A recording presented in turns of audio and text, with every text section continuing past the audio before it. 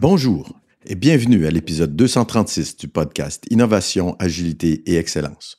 Mon nom est Jean-François Nantel et en compagnie d'Éric Lheureux, nous désirons vous offrir réflexions, conseils et perspectives afin de faire face aux perturbations du marché et pour développer la croissance profitable et durable de vos organisations. Vous avez barré tout l'été et pointé tous les i. Maintenant, tout est prêt pour passer à l'action. Et puis, tout à coup, vous rencontrez de la résistance au changement que vous apportez ou que vous proposez.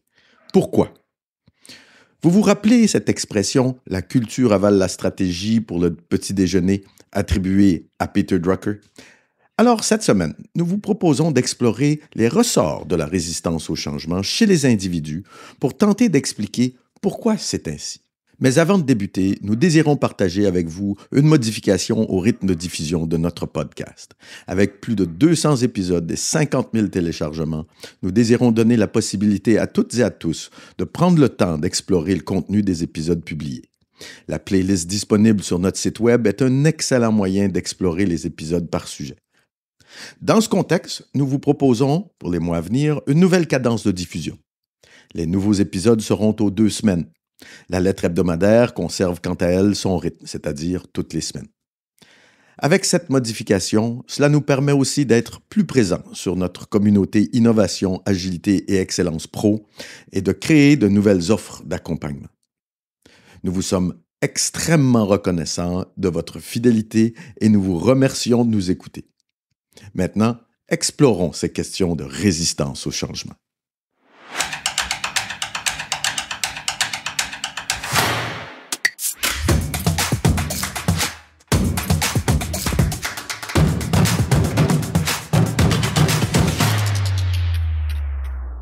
Pour tenter de mieux comprendre ce concept de résistance au changement, je vous propose un cheminement de pensée bien particulier. En effet, si plusieurs changements constituent une transformation, dixit Claude Aymon, par exemple ce que nous vivons avec le numérique, et aussi que plusieurs transformations constituent une mutation, dixit David Autissier, comme celle que Kodak et Nortel ont ratée, et que IBM a réussi dans le passé, et que Microsoft et Oracle sont en train de réussir aujourd'hui, c'est en réalité la somme de plusieurs changements effectués par tous les individus qui constituent ces entreprises. Changement de métier, changement d'outils, changement de rôle, ces changements sont trop nombreux pour tous les énumérer ici. Donc, nous allons commencer par nous intéresser au changement des individus, pour ensuite aller explorer un modèle d'organisation pour tenter de mieux comprendre comment ces individus agissent et interagissent pour faire ou défaire le changement. Finalement, nous allons explorer les principales sources de résistance pour que vous puissiez vous préparer à celles-ci, qui ne sont ni éventuelles ni possibles, mais certaines, et pas toujours faciles à identifier. Commençons par le changement des individus. David Autissier, dont je parlais un peu précédemment, le célèbre expert en accompagnement du changement que nous interviewons à chaque début d'année, définit le changement ainsi. Le changement, c'est perdre un existant connu pour un futur promis justifié par un progrès. En examinant la racine du mot français, nous trouvons ceci. Le mot changement vient du mot français changier, du vieux français changier, qui veut dire modifier, échanger.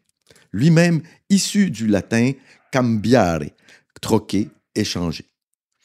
Donc, si changer implique de perdre ou d'échanger quelque chose, difficile de trouver un meilleur point de départ que le modèle d'Elisabeth Kubler-Ross pour comprendre le changement individuel, et ce, même si ce modèle reste critiqué. Dans son livre, Elisabeth Kubler-Ross a averti à plusieurs reprises que ces stades qui peuvent se chevaucher, se produire simultanément ou être complètement ignorés, et elle a même placé le terme stade entre guillemets dans la présentation schématique de son livre pour souligner leur nature provisoire. Quels sont-ils? Mais ces stades sont 1. Le déni. La personne ne voit pas ou ne veut pas voir consciemment que leur réalité se transforme. 2e stade, la colère. La personne prend conscience, angoisse. Anxiété et colère sont exprimées. 3. Le marchandage. 4. La dépression, le moment où la personne comprend que le statu quo ne reviendra pas, ce qui la pousse éventuellement à l'action.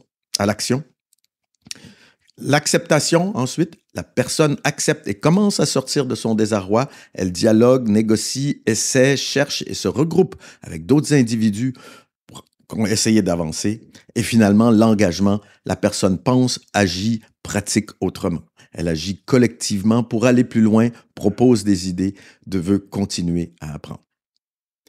Les experts en psychologie organisationnelle caractérisent 4 grandes phases qui sont présentes, que le changement soit désiré ou subi, ou encore perçu comme positif ou comme négatif. S'y ajoute un moment, entre guillemets, et 4 éventuelles portes de sortie du changement suite à ce moment, cette crise. Bien entendu, déni, résistance, cette crise, le moment où la personne comprend que le statu quo ne reviendra pas, et puis ensuite 4 sorties possibles. La première, l'abandon ou le renoncement. L'individu quitte l'organisation pour tenter de retrouver ce qui correspond le plus à la situation précédant le changement. Deuxième sortie possible, la crise prolongée.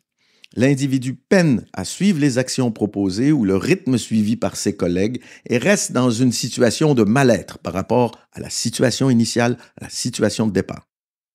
3. L'engagement partiel. L'individu explore seulement une partie de la nouvelle réalité, mais n'atteint pas le même niveau de bien-être et de performance qu'avant que le changement ait démarré. Et finalement, la 4e porte de sortie possible, l'exploration et l'engagement. La personne accepte et commence à sortir de son désarroi. Elle dialogue, négocie, se regroupe avec d'autres, s'engage, elle pratique et elle pense et elle voit la réalité autrement. Donc, elle embrasse ce futur promis par un progrès ou éviter l'échec. Donc, l'important ici, c'est de bien comprendre que ces étapes servent de modèle et peuvent vous aider à voir où en sont les individus et de proposer des mesures adaptées à chaque stade pour tenter d'en raccourcir la durée. Car pour chaque individu, cette durée ou la durée de ces phases va varier. Et ce modèle sert à se rappeler que la résistance au changement, elle est normale et non le symptôme d'une dysfonction particulière. Le deuxième point. Donc, essayons de comprendre maintenant, passons du changement individuel vers le changement collectif. Donc, qu'est-ce que c'est qu'une organisation? Bien sûr, il existe une multitude de modèles pour expliquer le fonctionnement des organisations. Ce n'est pas l'objet de ce podcast, mais pour suivre notre raisonnement, on est parti du changement individuel, et mieux se préparer à affronter cette résistance au changement en organisation. Je vais vous en proposer un seul, celui de Granovetter. Mark Granovetter est un sociologue américain de l'Université de Stanford et considéré comme l'un des principaux représentants de la sociologie et des réseaux sociaux.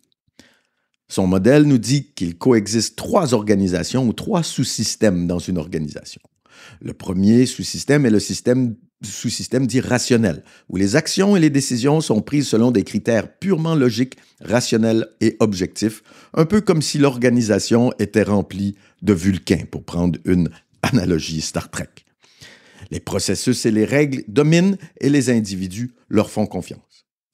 Un deuxième sous-système serait un sous-système social, où la culture de l'entreprise, les liens sociaux entre les individus et les groupes, les relations et les inimitiés s'expriment et créent des sous-groupes qui s'apprécient, se méfient ou compétitionnent entre eux. Un troisième sous-système dit sous-système politique, où les questions de pouvoir, de décision et d'influence s'exercent selon des agendas parfois opaques. Donc, votre organisation, elle est beaucoup plus complexe que vous ne le soupçonnez. Et tant que vous n'avez pas compris comment ces 3 sous-systèmes fonctionnent et interagissent entre eux, il est possible que vos initiatives génèrent beaucoup plus de résistance que vous ne le pensez. Vous devez donc tenir compte de la résistance de chacun de ces sous-systèmes.